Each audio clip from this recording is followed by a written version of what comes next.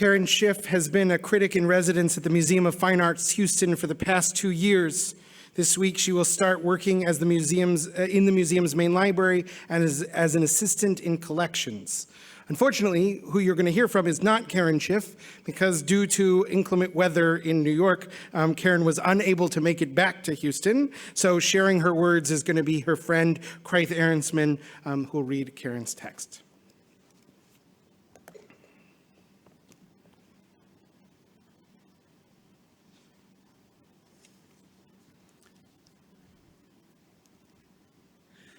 Is the woman in the painting really sorry?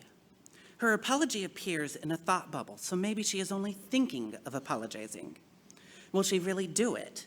Is she apologizing now? Her closed lips look unmoving and unremorseful. Her eyebrow may be furrowed in anguish, or just carefully plucked. Her hand reaching up at first looks disconnected from the rest of her body. Maybe her words are likewise disconnected from her feelings. Her tears and her stammering are, after all, rendered with the visual techniques from comics. So maybe this is a joke about apologies or about sincerity itself. Altogether, this woman looks as if, as she is saying, as the saying goes, sorry, not sorry. Such contradictory tones are typical of Roy Lichtenstein's pop art paintings, many of which feature female characters tearing up.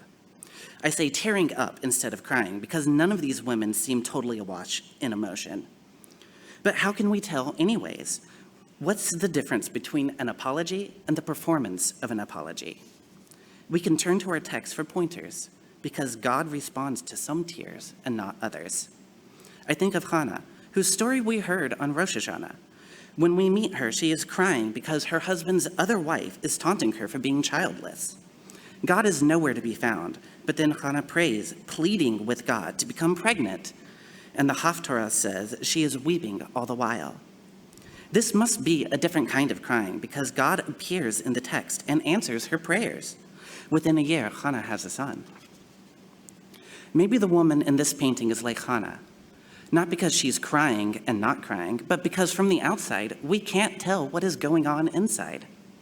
When Hannah is weeping and praying, the priest Eli notices that her lips are moving, yet he hears no words, so he thinks she's drunk.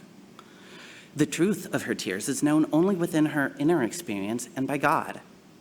On this Day of Atonement, no one can tell for sure what is going on during our prayers and apologies either. Only we ourselves and God know what is in our hearts and where our tears are coming from. As for the woman in this painting, we can speculate more about her inner experience in the light of her possible identity.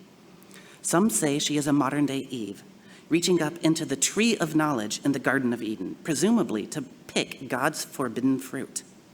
So maybe she is genuinely sorry as well as not sorry, regretting having acted against God's explicit rules, God's explicit rules, yet proud to have been curious about morality, as the tree represents the knowledge of good and evil.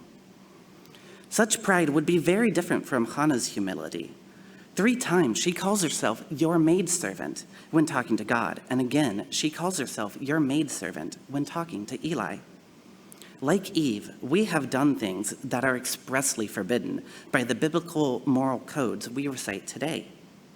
What if we are not sorry, as well as sorry for what we have done? And how do we know if our tears are from full-throated contrition or from frustration, humiliation, or even just exhaustion from this annual extended process of self-examination?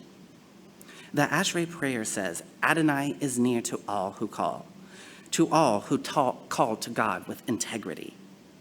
Perhaps integrity here means being able to integrate all of those dimensions of our experience, to bring all of them into our prayers. Then we can see ourselves and this painting not as contradictory and cagey, but rather as complex. And I think we're more likely to feel cleansed if we show up thoroughly, put everything on the line. As Ne'ilah nears and the gates of heaven will soon close, we need a type of crying or crying out in prayer that is complete and direct, upright and humble, no matter what it may look like to anyone else.